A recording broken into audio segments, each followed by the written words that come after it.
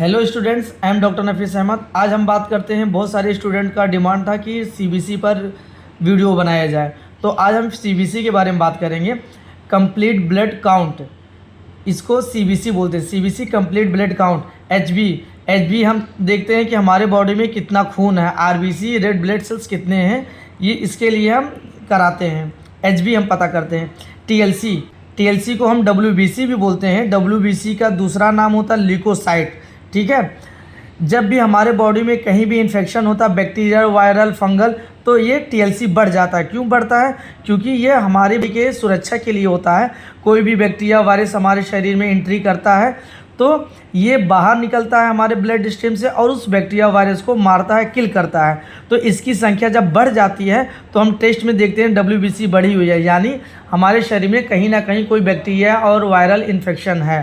ठीक है, और डब्ल्यूबीसी के अंदर आता है डीएलसी, और डीएलसी के सारे ये सदस्य हैं, एक तरह से बोल सकते हैं, एक सदस्य हैं न्यूट्रोफिल्स, लिम्फोसाइट्स, स्नोफिल्स, मोनोसाइट्स, बेसोफिल्स। ठीक है, ये हमारे शरीर के इम्यून सिस्टम का एक हिस्सा होता है। कहीं भी कोई भी बैक्टीरिया अगर हमारे शरीर में एंट्री करता है तो ये लोग उसको मारते हैं। ये सैनिक हैं। दुश्मन जब हमारे शरीर में एंट्री करता है तो ये सैनिक लड़ते हैं उससे। ठीक है, न्यूट्रोफिल कब एक्ट करता है? जब हमारे शरीर में बैक्टीरिया या फंगल इन्फेक्शन होता है। कोई बैक्टीरिया हमारे शरीर में आ गया, फंगल आ गया, तो हमारा इम्यून सिस्टम भेजेगा न्यूट्रोफिल को कि जाओ उसको मारो। तो ये क्या करेगा? अपनी संख्या को बढ़ाएगा तेज़ी से। अगर मान लीजिए एक हज़ार अगर कोई बैक्टीरिया आ गया है बाहर से, तो ये भी अपनी संख्या बढ़ाएगा उसको किल करने के लिए, तो इसकी संख्या बढ़ जाती है। ठीक है, बैक्टीरिया और फंगल को मारने के लिए इसकी संख्या बढ़ जाती है। लिम्फोसाइट्स कब बढ़ते हैं? Operate lymphatic system.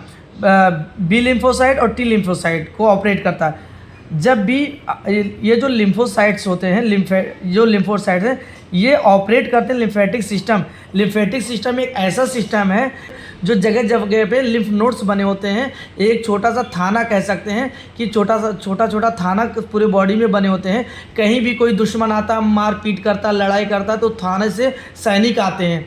कौन सैनिक आते हैं? बी लिम्फोसाइट और टी लिम्फोसाइट सैनिक आते हैं उसको मारने के लिए। और ये कौन करता है, कौन ऑपरेट करता है? लिम्फोसाइट ऑपरेट करता है। ठीक है, और इसकी संख्या कब बढ़ती है? जब कोई इन्फ्लामेशन, कोई जाहिर सी बात है किसी एरिया में कोई बैक्टीरिया, वायरस आएगा तो लिम्फोसाइट क्या करेगा? बी लिम्फोसाइट, टी लिम्फोसाइट उसको किल करेगा। तो वहाँ पे क्या खून खारी होती है, वहाँ पे बहुत ज़्यादा लड़ाई हुआ तो वहाँ पे सूजन आ जाएगा। वहाँ के अगल बगल के जो सेल्स हैं वो भी डेड होने लगते हैं, इंजरी होने लगती है, तो स्वेलिंग आ जाती है, इन्फ्लामेशन होने लगता है।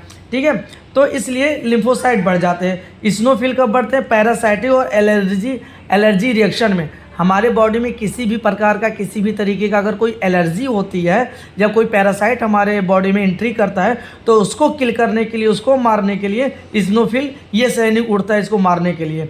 अगर ये हमारे शरीर में ज़्यादा है तो इसका भी ज़्यादा हो जाएगा, ये भी अपनी संख्या को बढ़ा लेगा उसको मारने के लिए। और जब ब्लड में इसको हम देखेंगे कि स्नोफिल बढ़ा हुआ तो हम समझ जाएंगे कि मरीज़ को कहीं ना कहीं एलर्जी है।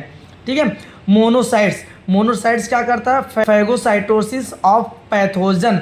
पैथोजन का मतलब क्या होता है? बीमारी पैदा करने वाली चीज़ें। कोई भी बीमारी पैदा करने वाली चीज़ें हमारी बॉडी में एंट्री करती है तो उसको फैगोसाइट्स करता है, यानी उसको खा जाता है। ये वुंड हीलिंग में भी काम करता है। जैसे कोई इंजरी हुई हमारे शरीर में, कहीं भी इंजरी हुआ, घाव हुआ, तो उसको भरने में ये काम आता है, मोनोसाइट्स करता है। क्यों करता है? कोई डेड सेल्स हैं और कोई डेड सेल्स हैं, बैक्टीरिया, वायरस को, उसको ये क्या करता है? खा जाता है। साइट्स क्या करता है? फैगोसाइटोसिस करता है ऑफ पैथोजन, यानी कोई भी बीमारी अगर पैदा करने वाली चीज़ें हमारे शरीर में आ जाती है तो उसको खाता है और खा जाता है, हील करता है। मतलब ये वुंड हीलिंग में काम करता है। मोनोसाइट उसको वुंड हीलिंग में काम करता है।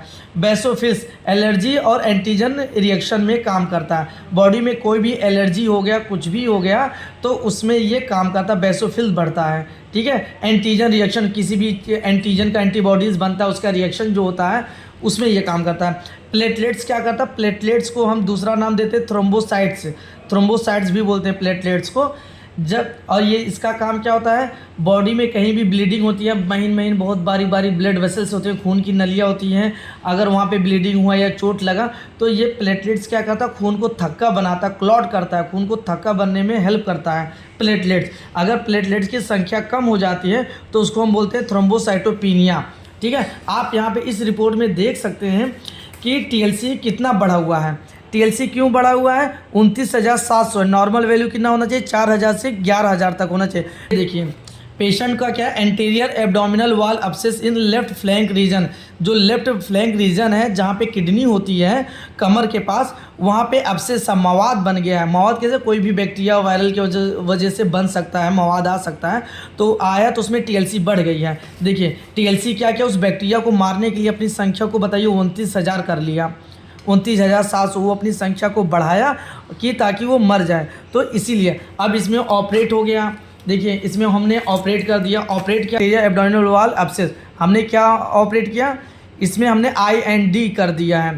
ठीक है, IND का मतलब इंसीजन और ड्रेनेज, उसको काट के निकाल दिया गया एब्सेस को। समझ में आई है तो हमारे चैनल को, हमारे यूट्यूब चैनल को डॉक्टर नफीस अहमद को सब्सक्राइब कीजिए, ज़्यादा से ज़्यादा शेयर कीजिए, लाइक कीजिए, कमेंट्स कीजिए, ताकि इस तरह का वीडियो आपके लिए लाते रहें और बेसिक नॉलेज आपको प्रोवाइड करें। और कोशिश करेंगे कि इससे भी आसान भाषा में आपको समझाएं ताकि आपको इन्वेस्टिगेशन समझने में और समझने में आसानी हो। यूट्यूब चैनल पे बने रहने के लिए थैंक यू सो मच।